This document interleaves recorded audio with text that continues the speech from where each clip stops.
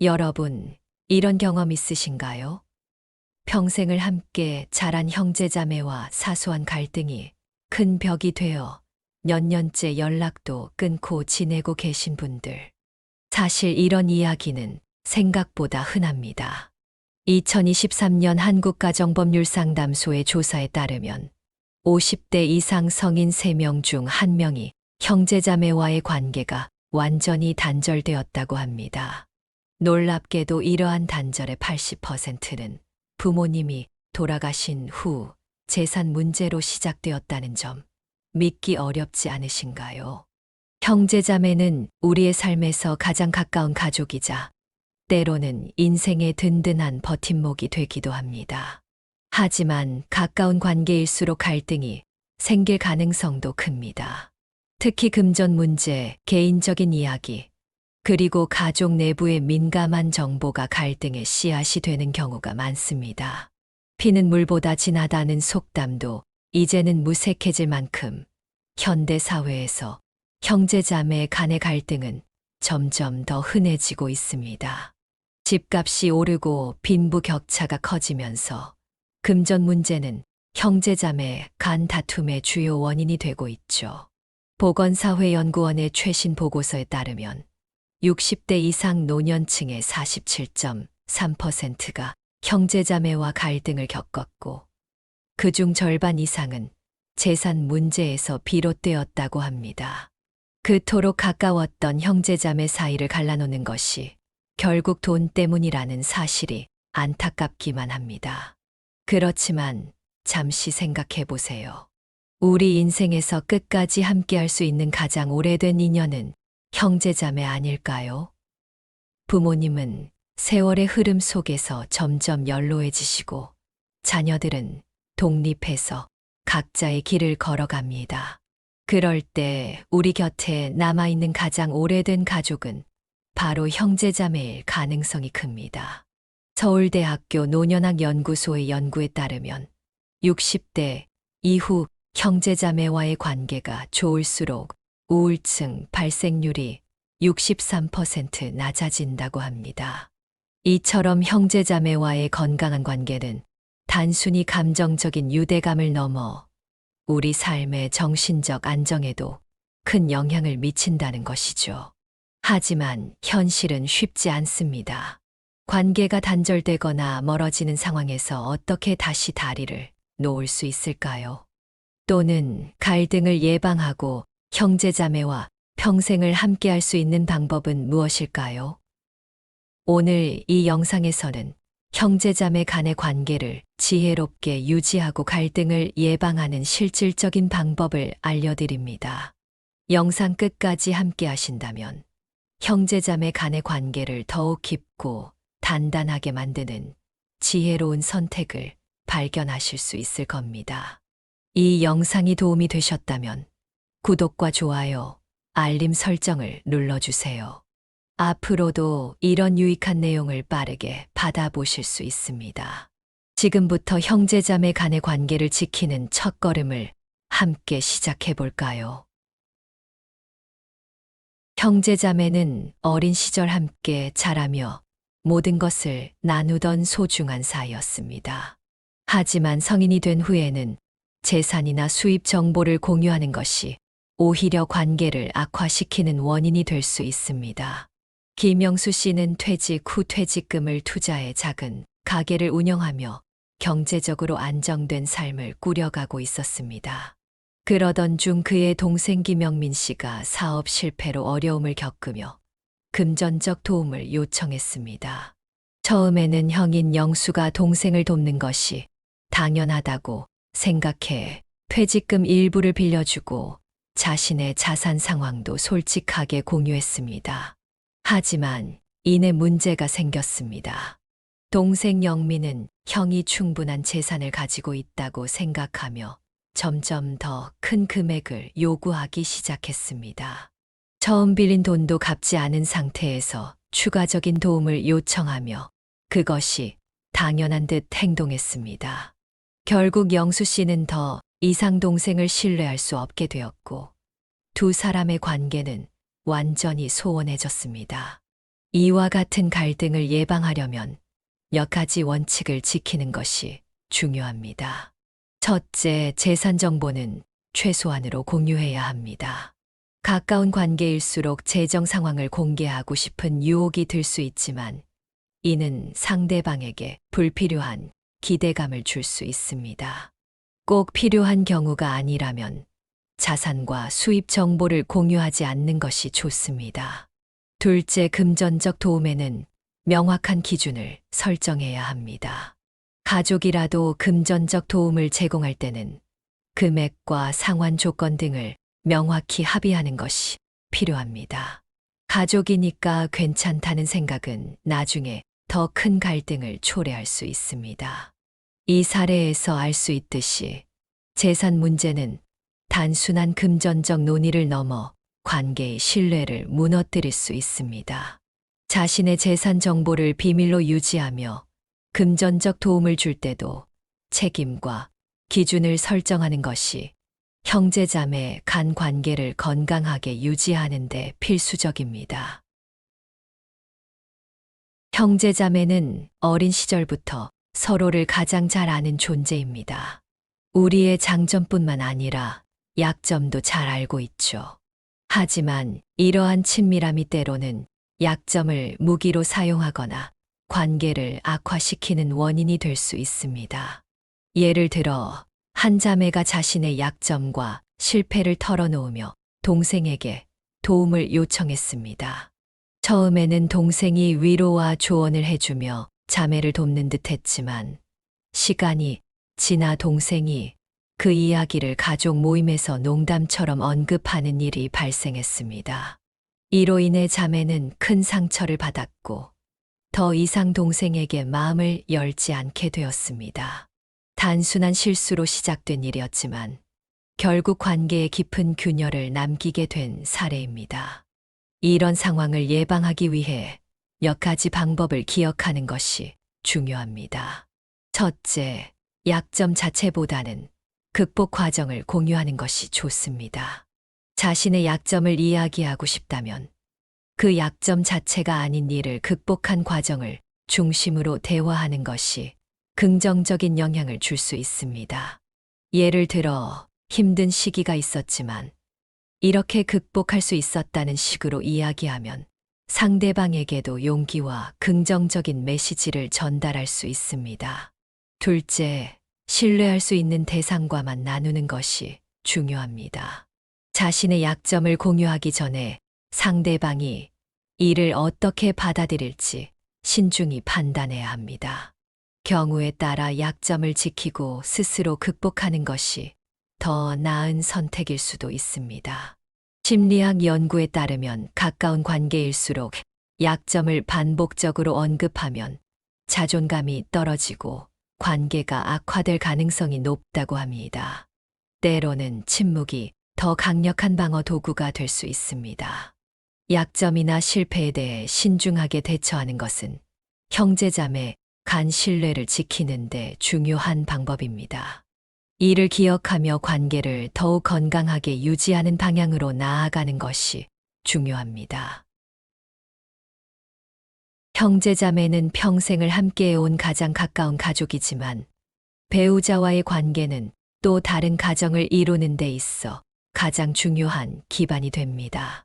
배우자와 관련된 사적인 이야기나 가족사를 형제자매에게 공유하는 것은 예상치 못한 갈등을 초래할 가능성이 큽니다. 이러한 문제는 단순히 두 사람 간의 갈등을 넘어 두 집안의 신뢰와 안정성까지 흔들리게 할 수 있습니다. 실제 사례를 들어볼게요. 이민호 씨는 형과 친밀한 관계를 유지하며 자주 대화를 나누는 사이였습니다. 어느 날 민호 씨는 가벼운 농담을 나누는 중에 자신의 배우자인 은영 씨의 가족이 겪고 있는 재정적인 어려움을 이야기했습니다. 민호 씨는 깊게 생각하지 않고 형제 사이니까 괜찮겠지 하고 털어놓았지만 형은 이 이야기를 다음 가족 모임에서 가볍게 농담처럼 언급했습니다. 문제는 그 자리에 은영 씨의 친척들이 함께 있었던 것입니다. 은영 씨 가족은 이 이야기를 듣고 큰 충격을 받았고 사생활이 외부에 공개된 것에 대해 강한 불쾌감을 표현했습니다. 이 사건으로 인해 은영 씨는 남편인 민호 씨에게 크게 실망했고 부부 관계는 긴장 상태에 놓이게 되었습니다. 또한 민호 씨와 형제 간의 신뢰 역시 크게 흔들리며 관계가 소원해졌습니다. 이런 갈등을 예방하기 위해 중요한 몇 가지 원칙이 있습니다. 첫째, 배우자와 관련된 민감한 정보는 절대적으로 비밀로 유지해야 합니다. 배우자, 가족의 재정 상황이나 개인적인 이야기는 부부 사이에서만 공유하고 외부로는 절대 전달하지 않는 것이 필수적입니다. 둘째, 배우자, 가족에 대한 질문을 받았을 때는 간결하고 일반적인 대답으로 응답하는 것이 좋습니다. 예를 들어 잘 지내고 있어 또는 별다른 문제 없어와 같이 중립적인 표현을 사용하는 것이 적절합니다. 셋째, 대화를 나눌 때 항상 생각해야 할 점은 배우자와의 신뢰가 형제자매와의 신뢰보다 우선된다는 점입니다. 배우자와 관련된 정보는 부부 간의 신뢰를 지키기 위해서라도 반드시 보호되어야 합니다. 배우자와의 신뢰를 지키는 것은 단순히 두 사람 간의 관계를 유지하는 것이 아니라 두 가정의 평화를 지키는 중요한 기반이 됩니다. 민호 씨의 사례에서 알 수 있듯이 작은 실수로도 큰 갈등을 초래할 수 있기에 항상 신중한 태도를 유지하는 것이 중요합니다. 장기적인 계획이나 미래의 목표를 형제자매에게 공유하는 것은 때로는 관계를 악화시킬 수 있습니다. 가까운 가족일수록 부정적인 피드백을 줄 가능성이 높기 때문입니다. 목표를 공유했을 때 상대방이 비판적이거나 냉소적인 태도를 보인다면 의욕과 동기부여가 크게 떨어질 수 있습니다. 한 사례를 들어볼까요? 한 남성이 은퇴 후 소규모 카페를 운영하고 싶다는 꿈을 형제들에게 이야기했습니다. 하지만 형제들은 부정적인 반응을 보였습니다. 그 나이에 가능하겠어? 요즘 카페가 얼마나 많은데 성공하기 어렵지 않겠어? 라는 말을 듣고 그는 자신감을 잃고 결국 꿈을 포기했습니다. 실행에 옮기기 전에 미리 이야기를 나눈 것이 부정적인 결과를 초래한 사례입니다. 이런 문제를 예방하기 위해 실천할 수 있는 방법이 있습니다. 첫째, 목표는 실행 후 결과로 증명하세요. 중요한 계획은 준비를 마치고 실행한 뒤 결과를 통해 보여주는 것이 더 효과적입니다. 예를 들어 사업을 시작한 후 초대하거나 성과를 보여주는 방식으로 공유하는 것이 바람직합니다. 둘째, 조언이 필요하다면 구체적인 실행 단계에서 요청하세요.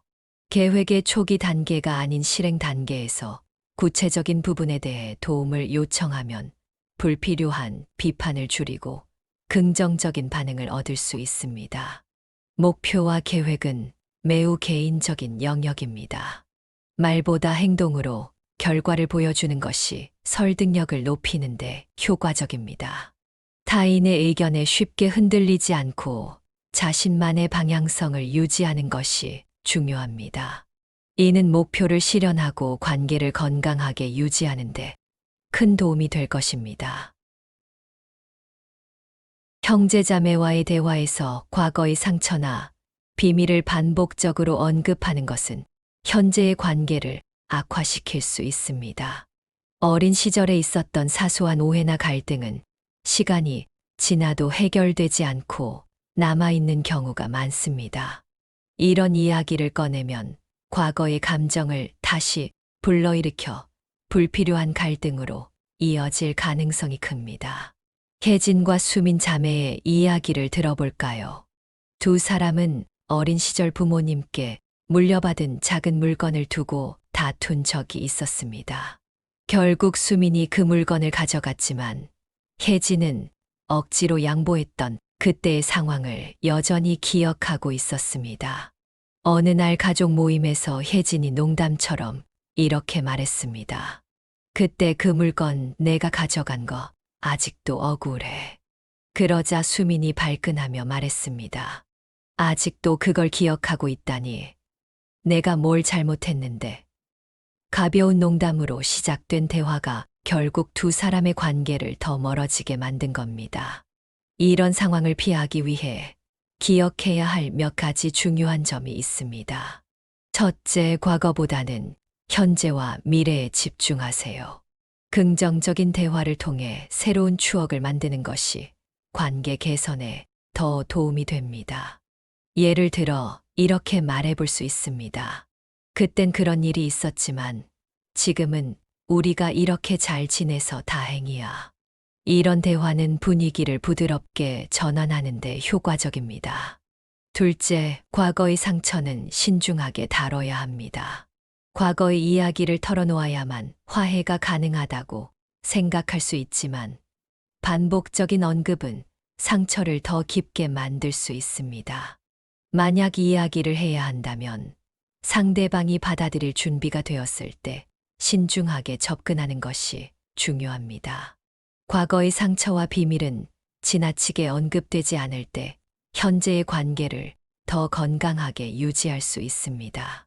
과거보다는 현재의 관계를 강화하고 긍정적인 대화를 통해 새로운 경험을 쌓아가는 것이 형제자매 간 신뢰를 지키는 중요한 방법입니다.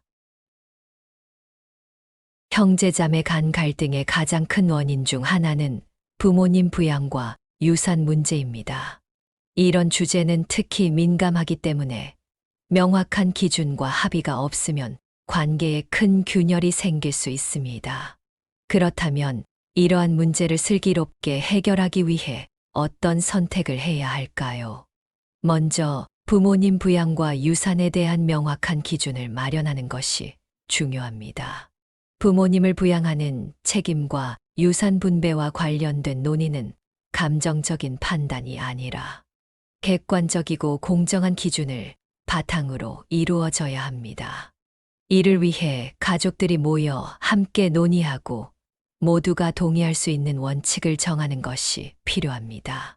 예를 들어 부모님 부양의 경우 형제자매 각자의 상황을 고려해 시간적으로 여유가 있는 사람은 돌봄을 담당하고 경제적으로 여유가 있는 사람은 금전적 지원을 맡는 방식으로 역할을 나눌 수 있습니다. 또한 유산 분배는 부모님의 뜻을 생전에 문서로 남기거나 공증을 받아둠으로써 오해와 갈등을 미리 방지할 수 있습니다. 두 번째로 감정적으로 접근하기보다는 합리적인 태도를 유지하는 것이 중요합니다. 부모님 부양과 유산 문제는 감정적으로 다루기 쉬운 주제지만 이를 합리적으로 해결하기 위해서는 전문가의 조언을 구하는 것이 효과적입니다. 상속 전문 변호사나 중재자를 통해 공정한 절차를 진행하면 감정적 대립을 피하고 모두가 수긍할 수 있는 해결책을 찾는 데 도움이 됩니다. 이 두 가지 방법은 부모님 부양과 유산 문제를 슬기롭게 해결하는 데 꼭 필요한 과정입니다. 이 문제는 단순히 금전적인 논의를 넘어 가족 간의 신뢰와 관계를 지키는 데 중요한 역할을 합니다. 명확한 기준을 마련하고 합리적인 접근 방식을 유지한다면 형제자매 간의 관계를 더욱 건강하고 안정적으로 유지할 수 있을 것입니다. 사례를 통해 더 구체적으로 알아보겠습니다. 김진수 씨는 70대 어머니를 돌보는 막내 아들입니다. 진수 씨는 부모님과 함께 살며 어머니를 모시고 있었지만 형과 누나들은 어머니를 돌보는데 별다른 도움을 주지 않았습니다. 시간이 지나면서 진수 씨는 부양의 부담이 점점 커졌고 다른 형제자매들이 자신을 외면한다고 느끼며 점점 서운함이 쌓였습니다.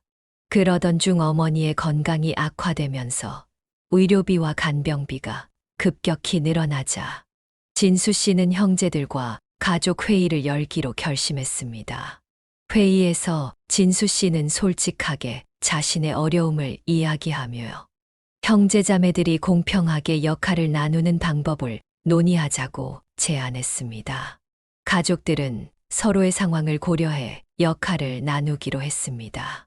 시간적으로 여유가 있는 둘째 누나는 정기적으로 어머니를 병원에 모시고 다니기로 했고, 경제적으로 안정된 큰형은 의료비와 간병비를 부담하기로 합의했습니다. 또한 유산 문제도 미리 논의해 어머니가 돌아가신 후 재산을 어떻게 분배할지 공증을 받아두었습니다.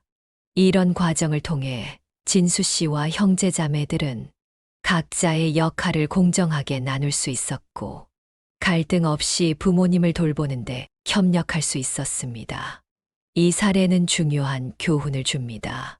가족 간의 부양의 책임과 유산 분배를 명확히 논의하고 합의하는 것이 갈등을 예방하고 관계를 유지하는 데 얼마나 중요한지 보여줍니다.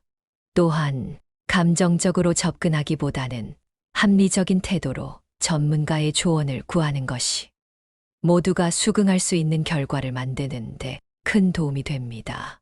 이처럼 명확한 기준과 합의가 있을 때 형제자매 간의 관계는 더 건강하고 안정적으로 유지될 수 있습니다.